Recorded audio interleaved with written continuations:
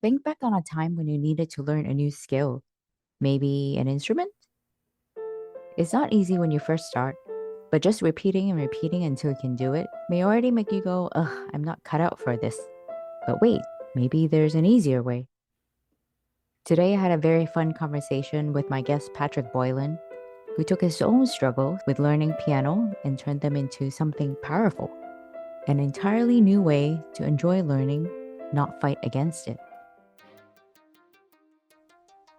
Welcome to the show, Mind Blend. I'm your host, Karen Chong, and I'll be diving into the minds of incredible people, each an expert in their very own way.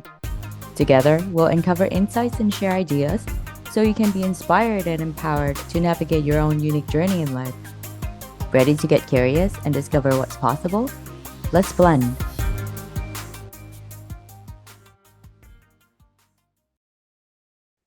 Joining me today is Patrick Boylan from Los Angeles in the United States.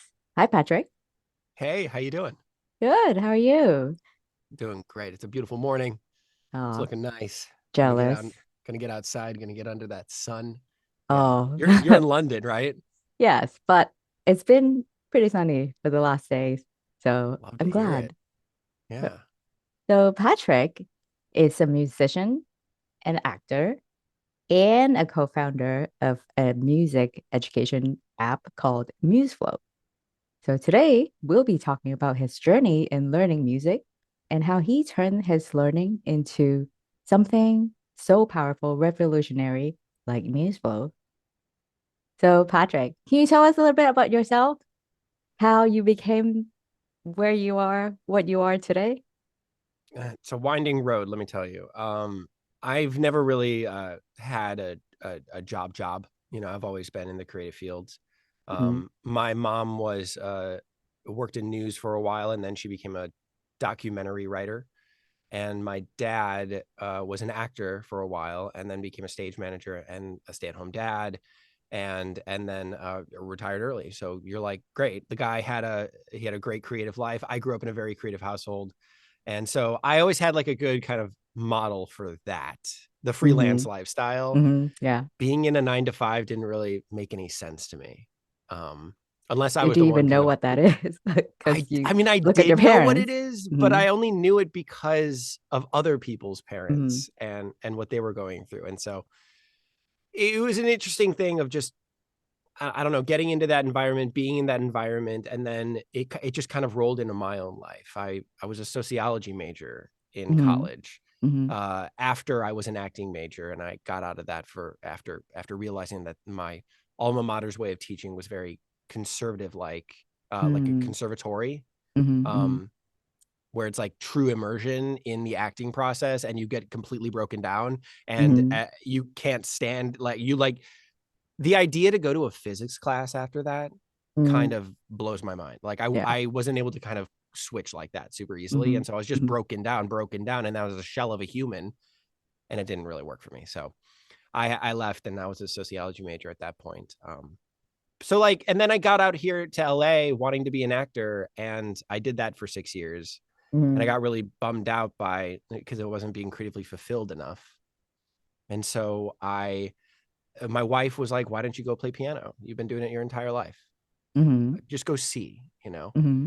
And so I did. And 3 months later, I was making my living off of it. I was playing Mm-hmm. for auditions. There's a lot of theater in LA, albeit not like the best, but like still enough to employ somebody like me who's a pianist that can sight read music. People just throw Mm-hmm. music in front of me for an audition, and then they have to go Mm-hmm. sing that for their audition. I have to play that for them. Oh, wow. Um, Okay. so I did that. I was an after school accompanist. I played jazz over at a couple different restaurants in Los Angeles. And then I found my piano bar in Hollywood, and I've been there for like 6 years now. Wow. Um, so yeah, it's been a wild journey, and all throughout the process, I've been thinking like, what if there's a new way to teach piano, kind of similar to Mm-hmm. the way that I taught myself how to play piano. We can get into the details about that. Yeah. Um, Well, you didn't mention that you taught yourself I piano. took I took 8 years of lessons, and I hated every second of it. Uh-huh. I didn't really work for my brain the way that we're traditionally taught. And let's get into this conversation because Yeah.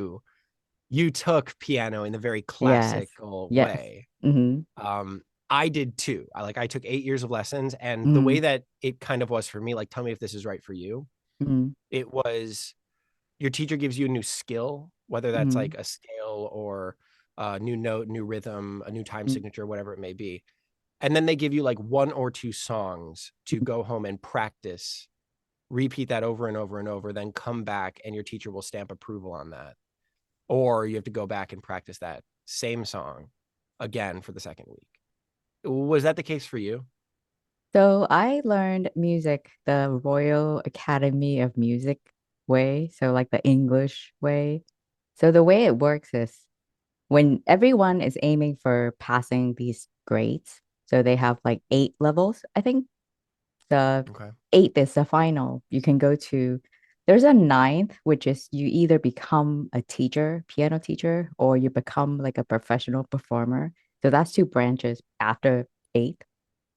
So what I did was like people were just studying like an exam, like you just practice for passing the whatever grade. So that's very much how I was.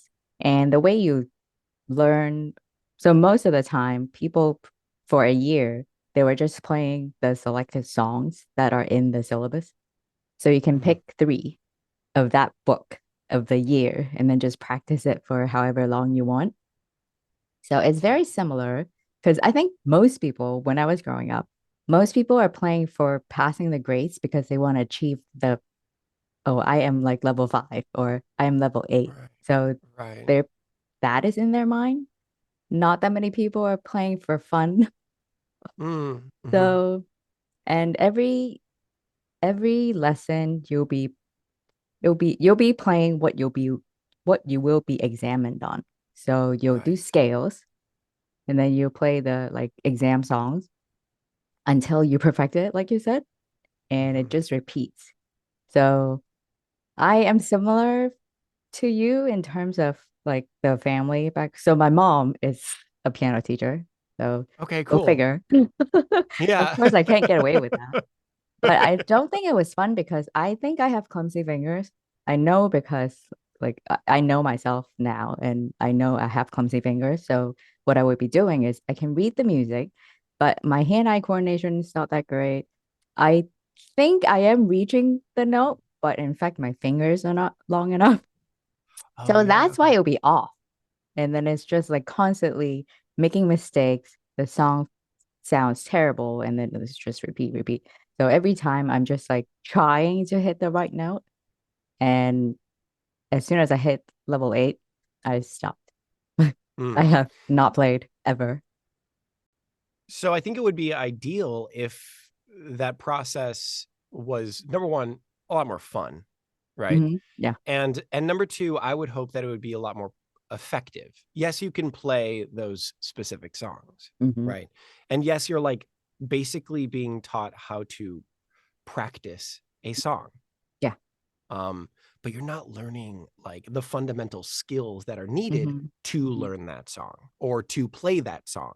So Yeah. we're kind To of, play in the my song. opinion, yeah, like we're missing a Hmm. step Hmm. between here's the idea of the song and being able to play that song. We're missing the Hmm. step in there of like, let's learn the skills necessary to play that song outside of the context of that song. So what So sparked, like, what was the turning point for you? so my 8 years of lessons was it was just drudging through them, scales, pieces Mhm. like songs, I hate scales, scales. song. I hate them. I'm like, I'm not that good at them right now, and here I am like a professional pianist. Like, you don't need scales. They're great for certain things. I know Yeah. that's a radical thought, but like they're theory. Theory is amazing when it can be applied immediately. Yeah. That's my opinion. Theory is amazing, and especially it's so good. It's when you have the idea, the kinesthetic idea of what that theory entails, you Hmm. have the understanding within your body, and then you put a name to it. That's when theory is really, really effective. Hmm. Okay. When you already know how to do it, and then Yes. you actually can name it. Mm-hmm. That's amazing.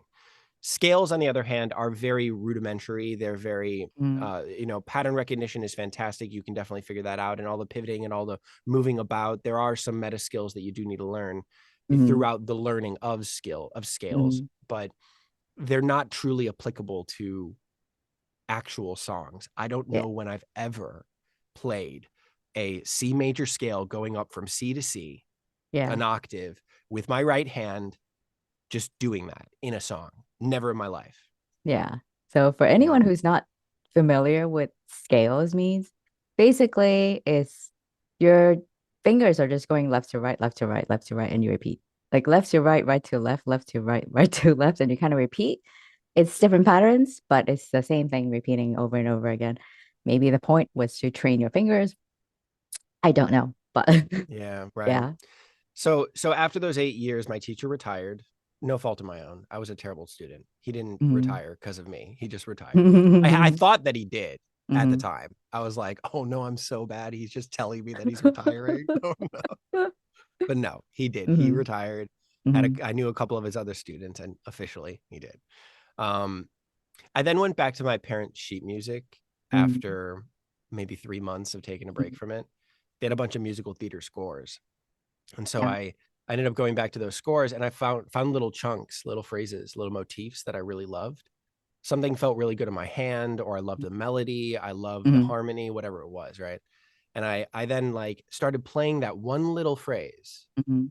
I learned it, and then I closed the book, and then what I did was I started improvising around that phrase. I Mhm. put that phrase in different musical contexts. I Mhm.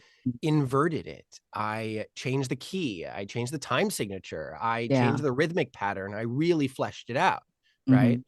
I lowered the tempo. I increased the tempo. I put in the right hand, left hand. Like I really, really, I played with it. Mhm. And then I was like, wow, that's really, really cool. That was very Yeah. fun and very Mhm. creative. Mhm. And I really, really enjoyed that. Mhm. So I kept doing that. I just did that over and over and over with these little small chunks. Uh-huh. Cut to college. I was the only acting major at the time that could play piano. And Mhm. so all these musical theater people were throwing music in front of me, being like, Mhm. can you play this? I want to practice this. I want to play this, practice this, you know? And Uh-huh. I'm like, Uh-huh. okay, cool. Let's see what you got. Let's see what you got. And I start going, and I can play it. Yeah. I can sight read that. Mm-hmm. I can Because sight you read have the skills already. Because you exactly. knew how to sight read already. So maybe that is something that someone needs to learn. Well, here's what I Maybe. did. Here's what I realized at that time. Those bite-sized chunks that I was taking out of my parents' sheet music Mm-hmm. and then improvising around them, I was really fleshing them out, and I was getting them in my body first. Mm-hmm. I was really understanding the kinesthetic relationship between that specific pattern and what was going on with my hands and what I Mm-hmm. needed to produce, Mm-hmm. so that when I saw it in another song, I was able to play it at first sight, Mm-hmm. right? And I realized I was doing this with the kind of the fundamentals of what musical theater was made out of. You look at these bite-sized chunks, and you're like, well, they're repeating patterns that you see all over the place. Mm-hmm. They're the rudiments of Yeah. what make up musical theater. Mm-hmm. And so when people started throwing music in front of me, I was able to play that, even though I had never seen that song before. I had Mm-hmm. seen the rudiments. Yeah. And so I was able to string them together Uh-huh. organically to make that song Uh-huh. come to life. Mm-hmm. So that, and then, okay, so cut to now, I guess, or like, 2 years ago, I Yeah. was bored one day. I was, a pianist already. I was kind of acting was kind of on the sideline, and I was playing piano, and I was bored, and I was like, what if there's a way to make the way that I taught myself how to play piano, Mm-hmm. not the lessons, but this like iterative flow. Yeah. Maybe there was a way to make that into an app Mm-hmm. so people could use it. And Mm-hmm. that's what MuseFlow is. Instead of improvisation, which is what I used as the engine for my curriculum, Yeah. we use sight reading. We use Mm-hmm. music you've never seen before that never repeats, and it's at a very specific level. Mm-hmm. So it has a certain amount of notes and a certain amount of rhythms, and it's in Mm-hmm. one time signature or two time signatures when it changes into another tier of a Mm-hmm. level. We've leveled it out, so we have levels 1 through 26, and each level has multiple tiers within that. And you Mm-hmm. have to get 95% accuracy at the goal tempo for four Mm-hmm. phrases of music in a Mm-hmm. row Mm-hmm. to pass a tier, to then pass the level. So we've Mm-hmm. gamified it, but and then after that, music gets unlocked. Songs get Ah, unlocked at the okay. end of the level. So what we're doing is we're Mm-hmm. just adding another step before repertoire. Mm-hmm. We're adding one more step that's very engaging, very Mm-hmm. flow-like, very creative, very spontaneous, to allow you to learn the rudiments first that are Mm-hmm. going to then show up in that song, so that by the time you get to that song, it's easy to learn. We're You raising the meant, yeah. floor of your Uh-huh. ability Yeah. to match what you want to play. Yeah. So you were mentioning about kinesthetics. Can you explain a little bit more how that works and how that is bridging you be learning and you being able to play? And Yes. how does that form the foundation of Museful? So I think I mean, not, I don't think there are many different ways to learn. Mm-hmm. I am an auditory learner myself, and I'm a kinesthetic learner, meaning Hmm. I have to do it to Yeah. truly learn it. Hmm. I'm curious, what are you? Because there's like the visual learner, the one that will like flourishes in classes that, you can sit there and listen to a teacher and you can read it on paper and then you understand Hmm. it. That wasn't me, but like that's how we teach these days. I'm curious, how do you learn best? I I think it depends what it is. So I probably learn language, for example. I do like learning the fundamentals, like the alphabet, the grammar. But so I'm gonna use my like learning Japanese and learning French as an example. So I learned Japanese in school, so college. So going writing a lot of things, you learn a lot of vocab. My foundation is pretty good, but I don't think I could really carry on a conversation until I moved to Japan. So it's kind of like combining both. I have the traditional, but then the immersive is sort of like the kinesthetic, more like, close enough. Yeah, Not exactly, yeah. but close No, enough. there's a comparison for sure. Yeah. So I learned well both both ways, I think. French, I'm learning now in Duolingo. So Mhm, it's a little bit closer to how someone would learn piano if they were to use Museflow, I think. So mhm. I am able to hear announcements in France when I go travel easier than if I was at the same level of Japanese and being in Japan, trying to listen to the train announcement. So Mm. the Duolingo way, I'm able to apply it quicker. The Japanese way took like five years. Yeah.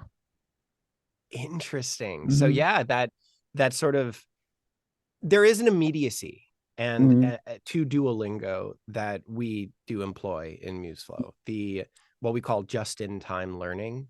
It's Hmm. the Yeah, here's the yeah, concept and then immediately apply it. yeah, yeah, yeah. And then we can flesh out the theory afterwards. But first, you need something to anchor the theory in, Yes. which is the kinesthetic understanding of the doing of the thing. You Hmm. know, um, so yeah, there is that sort of immediacy that happens in Duolingo that you're not going to get in a classic language learning Hmm. environment. Hmm. Yeah. Though that immersion, on the other hand, is kind of key here. Yes. You need to be immersed in the flow of being in that Hmm. culture and like really uh, dealing with real world circumstances. Hmm. That's going to start the neurons firing and really get it going. You're going to connect the Hmm. dots so much faster when you're doing that. Yeah. So I Um, think that part and like applying it right away is also key to learning music because they have little chunks and they repeat and they unlock level, get some more, mhm. and then by the end, you can do it. Exactly, Hmm. exactly. It's a really cool skill building approach, and I Hmm. I personally love that. So in a way, we made MuseFlow so that I could learn better, and I know Hmm. that if I was to learn better, I other people would be able to learn better too. Hmm. Um, I built this with some friends because I thought it would have been the solution when I was younger, Yeah. and I would have enjoyed the process of learning Hmm. so much more. Back to Hmm. kinesthetic though, because we never really finished that thought. Um, Kinesthetic basically means the embodiment of a skill. Okay. Mm. Learning something within your body and doing it, being able to do it repeatedly over and over in Hmm. different circumstances, in different immersive environments. Right. Hmm. So you know, you can learn what a hammer is and you can theoretically understand you use it to bang a nail. Mhm. But unless you don't actually do the skill, you're never going to really truly understand it. Yeah. That's because it's a very physical activity. Mhm.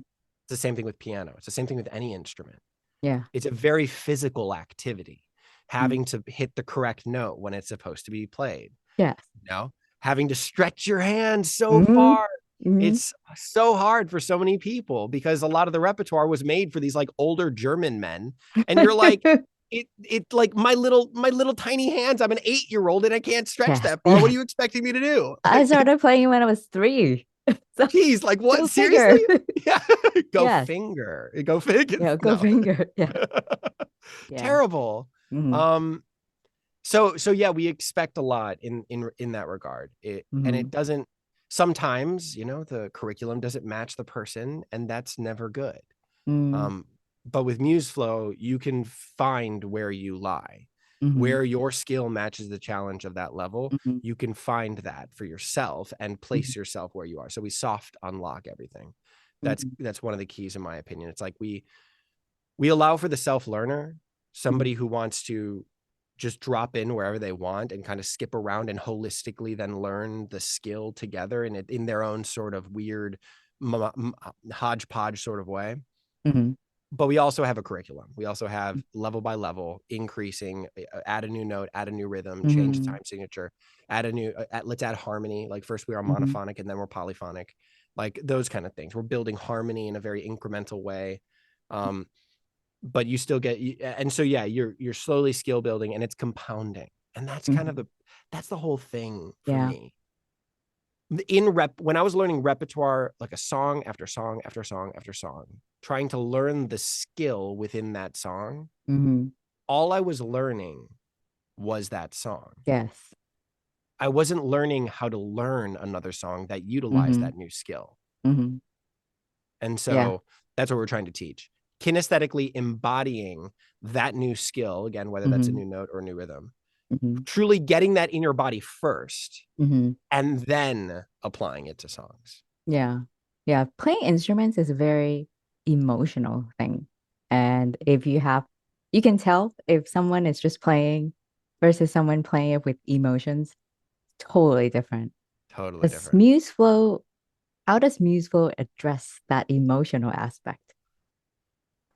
I think that there's kind of two thresholds Hmm. to music learning. Hmm. One is what can you play at first sight? Okay. That's usually fairly low. And then the next one that traditional lessons usually focus on is how difficult of a piece can you play with an indefinite amount of practice? Not an infinite amount of practice, but an indefinite amount of practice. That's what we mostly focus on, right? Hmm. We never really focus on the bottom threshold. And so what we realize is when those thresholds, when they increase in size, when that threshold increases in size, the gap between the two, when that Hmm. increases, joy of learning goes down because all you're Hmm. doing is spending so much time practicing one song. It's never Hmm. fun. Learning a song is not really fun. It's iterative, but you're repeating the same thing over and over and over. Hmm. So for somebody like me who has a bad attention span, I never really enjoyed that because all I was doing was just repeating the same thing over and over and over, and it wasn't challenging in the right ways for me. And Hmm. so what we want to do with MuseFlow is raise the bottom floor so that what you can play at first sight is closer to the most difficult piece that you can play with an indefinite amount of time. We Hmm. want to raise that floor so that you learning a song becomes so much of a shorter journey so that you can technically be proficient at playing Hmm. that song. At that point, for all intents and purposes, you're like a robot. You can play that piece technically proficiently, but the emotion isn't there. Hmm. All right. Now, here's the fun part of learning an instrument. It is exactly what you're talking about. It's the emotions of it all. Yeah. It's conveying the thought of the piece through you playing that song. Okay. Hmm. Whatever the composer wanted the idea of that piece to be, you're the transition Hmm. you're the person that's modulating it from what is on the page to an auditory experience for the audience. You're Hmm. that thing, you're that conduit. So you need to translate that idea. We're getting to you to a place faster where you can start making those decisions so Hmm. that you're not just learning the piece technically. Hmm. We're getting you to a place so you can have that piece perfected within 4 or 5 times of playing it. And then you can start making those decisions of, how do I want to play that song? Why do I want to play this song? Hmm. What about this song speaks to me? And what message do I want to convey when I play that song? That's the emotional side of it. So what we're doing is getting you there faster so you can make those decisions fast, at a faster rate. Yeah. Like I wonder how my learning journey was gonna change if I had something like Museful. How would that change your journey, you think? Besides the hating it part, I think I would be better. I you think I think? would be, yeah, absolutely. Hmm. I'm not the best sight reader, but I'm passing. Hmm. Um, I think if I was learning in this sort of iterative kinesthetic flow state sort of way, first, like from the get-go, it would have changed the entire process for me for the better. I would be Hmm. a better musician for it. Yeah. I'm already a very emotional pianist. Hmm. I I don't really care about the technique. Hmm. I play jazz and I play musical Yeah, theater yeah, and I sing at a piano bar. You're like, you don't need to be like perfect when you're playing yeah, at those places, you know? You yeah. need to be able to convey the idea of that song Hmm. in an effective way so that people are singing along with you and truly engaged with the process of like being there at that piano bar with you. Hmm. That's the most important thing when it comes Hmm. to being a piano bar entertainer. And when you're playing jazz, you need to convey the idea of the song Hmm. versus playing it perfectly. Jazz isn't about that, you know? Yes, it's the opposite. It's So the opposite. It's pure emotion. yeah, I remember now I was asked to be like a substitute piano teacher one time. I Okay. was, it was after college, so in my 20s, I think. So a grown up. Yeah. And there was surprisingly, like, it was one of those exam songs again. And one of them is jazzy, actually. So I was kind of surprised that it's not really not really something I would think would be in one of those exam song selection. And then I started Mhm. playing it and I really enjoyed it because I was just playing to get a feel of like, I need to know what I'm teaching, right? And I really Sure. enjoyed it because I like jazz. And then as a grown up, you know how to like apply your emotions to jazz. And also, I almost feel like you can't write a jazz song because there's always a little bit of a lag here. And some things are elongated without really being written to be Yeah. elongated. Yeah, totally. So, like, jazz is a really good example of something that you really have to not just read and play and read and play. You really have to try to express it with your Mhm. own emotions, your own interpretations. That's why there's so many improvisations throughout jazz. You go through, you play a song with a band, and then the second time through, you do 8 bars of soloing for one instrument. You do 8 bars of soloing for another, 8 bars of soloing for another. You do the rounds. Hmm. And like that in its like perfect state is just the musician expressing themselves through their instrument of Hmm. what they think this song is about. Hmm. That's the perfect example of it. Now here's the thing, of course, you do have to be technically proficient at your instrument Yeah. first and foremost, right? Hmm. And so again, that's what MuseFlow is kind of teaching. It's teaching you the proficiency Hmm. of being able to truly express yourself Hmm. through your instrument so that you can start making those decisions faster. Hmm. Yeah, I would be a much better pianist. I'd be able to, I was already very emotional when I was a kid. Like I was able Hmm. to kind of affect the music with, I was able to imbue it with an emotion. Hmm. Um, but I think I would have been much better at it Hmm. if I had MuseFlow when I was younger. Yeah. Uh-huh.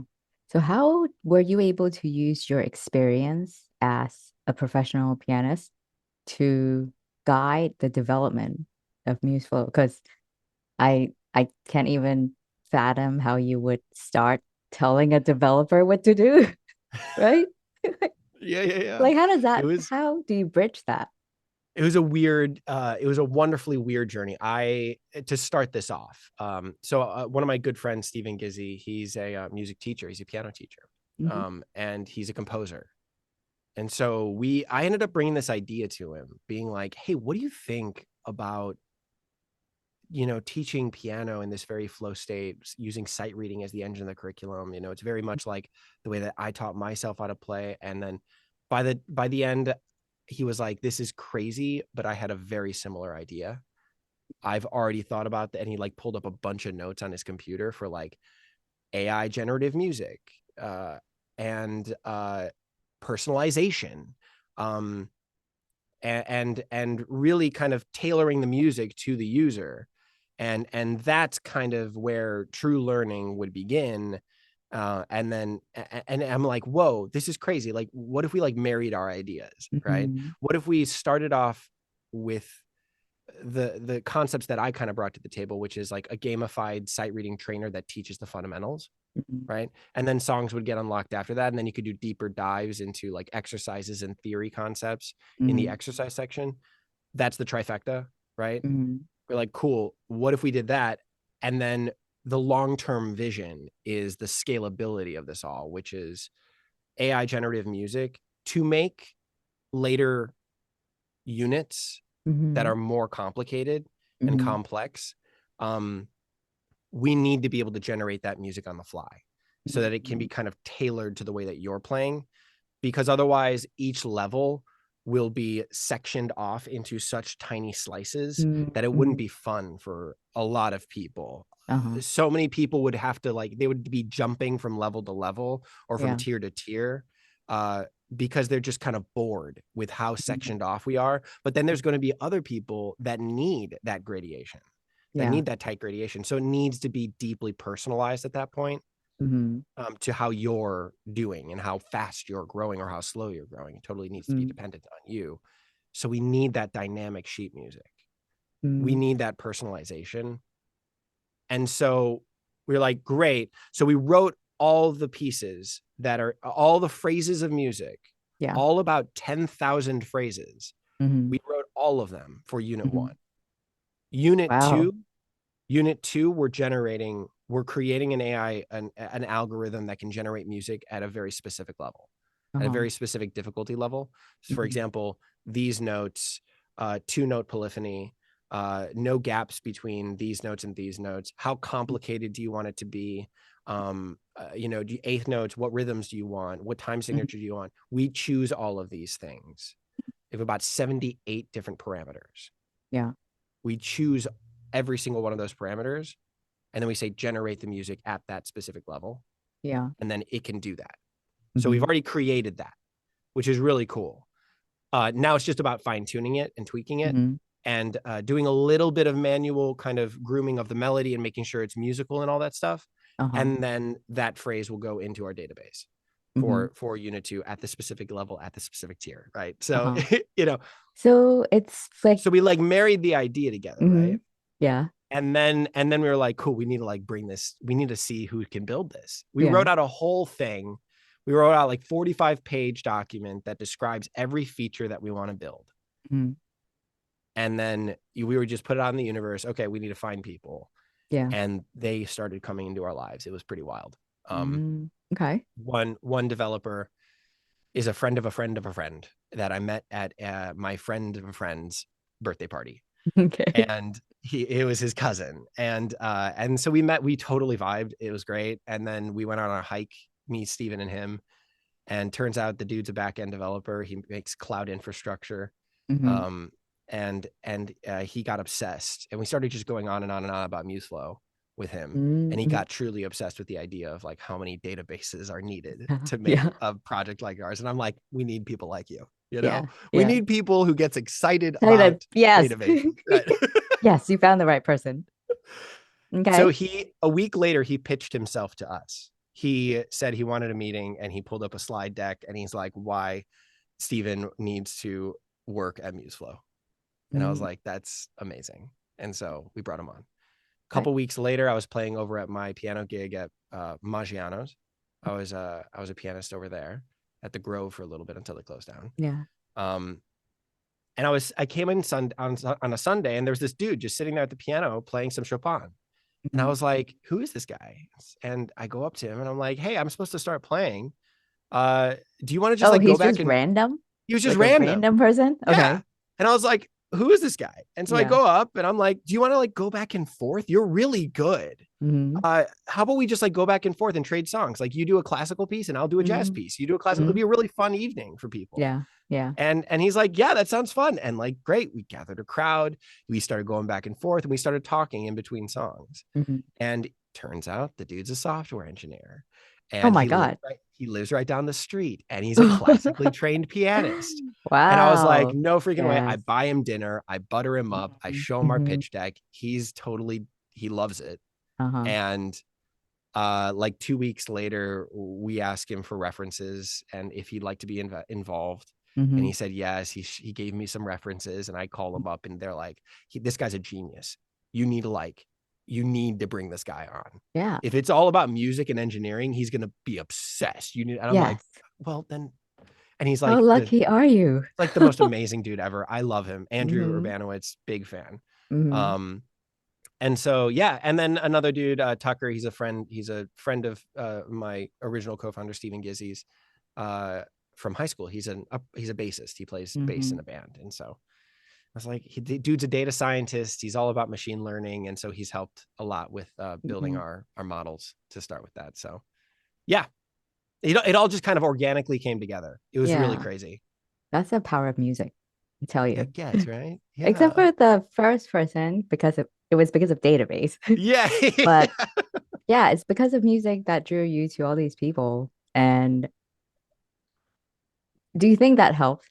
Like them being musicians themselves, help them know what's a better way of building this? Yeah, absolutely. Hmm. It's truly affected the way that the product has been made. Hmm. Their suggestions when it comes to the user experience, the user Hmm. interface, Hmm. um, has been invaluable. Because they both were like, if I had this when I was younger, it Yeah. would be different. Hmm. And so we all have that sort of North Star for us, is like, let's make this for future generations so that learning music is a lot more engaging, effective, and much more fun for Yeah. people. Yeah. Because the doldrum and the repetitiveness of just doing the grinding, like, with that repertoire, you get 3 songs per Yeah. semester, Yes. right, per grade, and you're like, that's it, that's all I get, I have to learn these Hmm. 3 songs. Hmm. That's crazy to me. Wouldn't you rather play hundreds of hours of music that never repeats, Hmm. that's musical and fun, Hmm. and then apply that stuff that you've learned to Yeah. songs? Like, come on. We got 103 songs in our first unit. We're Hmm. going to have 400 or 500 songs for our second unit. You're Hmm. like, I don't know. To me, it's a no brainer, but I'm the one that created it. So, Yeah, like it's definitely if you're studying for an exam, I don't think you retain anything really. So it's mm, very much the same. If you're just playing the same thing so that you can pass your next lesson, like you said, the teacher's stamp of approval, move on, you're not going to retain it. I don't remember a single song that I played for all that's those so years. I interesting. That's played so from sad. 3 year old to 14 or 15. I don't remember. I don't remember any song. But if I was playing a song that I liked, I think I would have. It's like you would have learned how to ride the bicycle if you were playing songs that you like. Mhm. I just realized we never explained what flow state to the audience. How would you describe Do it? you have a definition? I'm actually really curious because I've got my definition, but It's sort of do you like have one?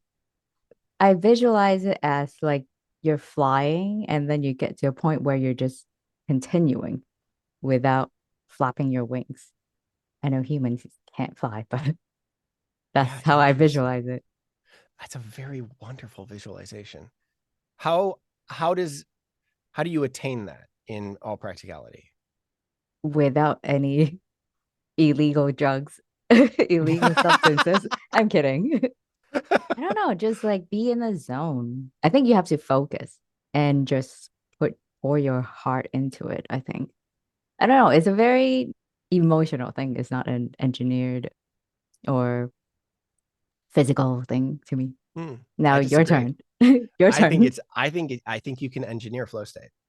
You Oh, absolutely can yeah. for the right people. Yes, of course. Yeah. Um, I think we can make environments that Mm, facilitate flow state mm, for people, and that is what we're trying to do with MuseFlow.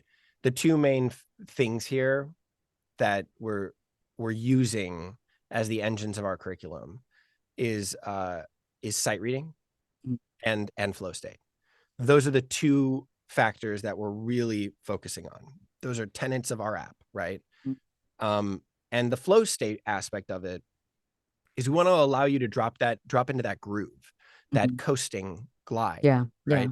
Where you really are just focused on the present, you're focused on the task at hand.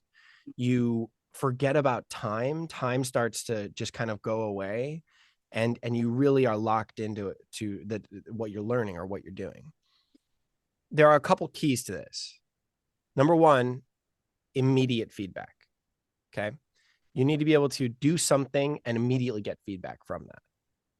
We do that with coloring the notes. We do error recognition. The note will turn green if you get it correct, the pitch and duration. A note will turn yellow if you get the pitch correct, but the duration wrong. Maybe you played it a little too early, or you let it go too early, or you let it go too late. The third one is red, which is completely wrong, duration and Yeah. pitch. Mhm, Or you just didn't play the note. And so that's your immediate feedback. All right. The next thing is you got to find a challenge that meets your skill level.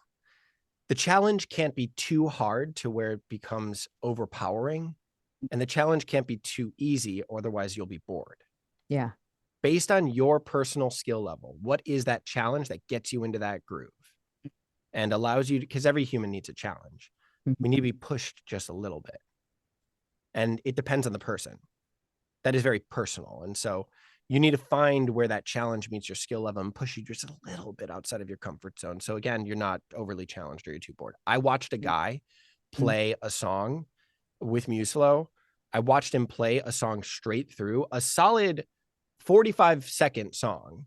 mhm. A small little thing, but like he got 60% of it wrong, Wow. but he Okay. loved it. But he Okay. loved it. And I Okay. was like, oh my God, I would have given up like two measures in Yeah. personally. Yeah. My how much I can take of a challenge is much Mhm, lower than how much he can take mhm, as a mm. challenge. He Yeah. loved it. The Mm. next time he played it, he got 80% accuracy. Okay. Because he loved it. Well, because he loved it. And also, Mhm, this was a song that got unlocked right after he passed the level. So he passed level 16 and the songs got unlocked after that. He clicked on one of them. He went right on in and he uh, started playing this one song and he's smiling, smiling, smiling the entire way. And I'm looking at his accuracy and I'm like, I'm stressed out for him, but he's like uh-huh. smiling, having a great time. And he's like, that was so Yeah. fun. I'm going to do it again. Uh-huh. Did it again, 80%. Did it again, 95%. Did it again, 100%. Mm.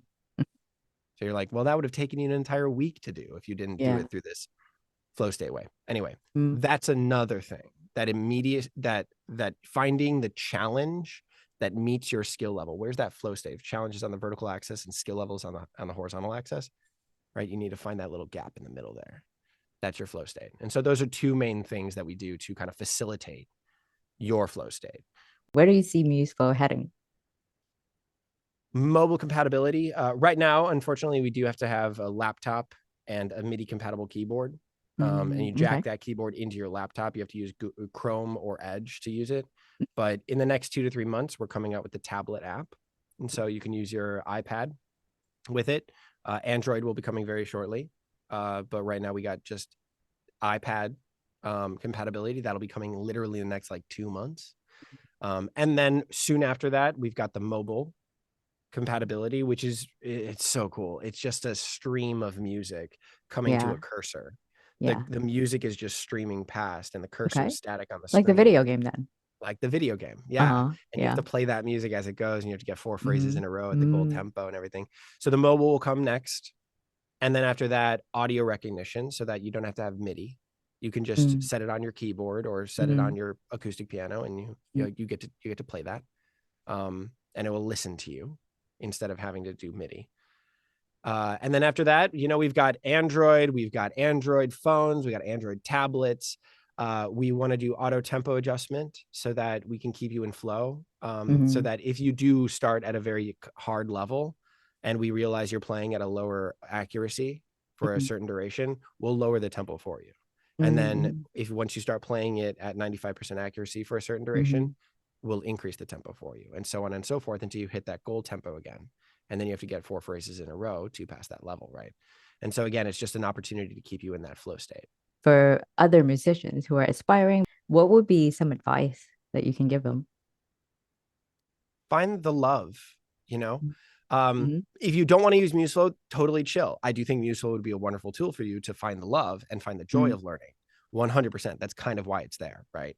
Um, but if you want to somehow reframe your process or your thoughts on what you need to be able to play piano or to play your instrument, reframe it in terms of what is the emotion that I'm trying to convey, and use the tools that you have at your disposal, the keys you know, Mm-hmm.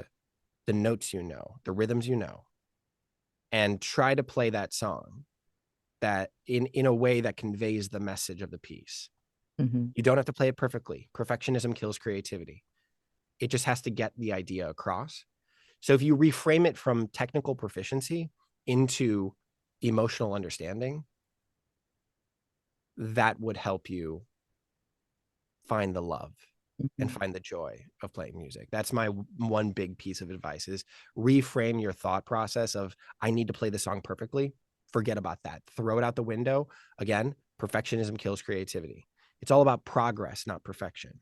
Mm-hmm. It's all about the emotion of the song, not being able to play it technically proficiently. Okay. Find the joy, find the emotion, and then just try to convey that. Imbue whatever you're playing with that emotion and see if you can convey that across to somebody that is listening to you. Mm-hmm. That's the connection that we need to focus on here, you know? That can be applied to a lot of things in life too. The perfection, don't worry about perfection. Just do small chunks. It's like everything. Like if you set this big grandiose goal, you're not going to be able to get there. Some people may, but like in bite sizes, work on pieces that you can achieve, move on to the next one, and then find what motivates you. Yeah, Yeah. totally. So, listeners, you have a treat. Patrick has given me a huge discount. If you sign up for MuseFlow, you'll get 50% off for life. Just use MIND50. Well, thank you very much for sharing with all of us what your journey was, what you learned, and how you think you can use that and help the rest of people who want to learn piano. Yeah. Well, it's very good to meet you. You too.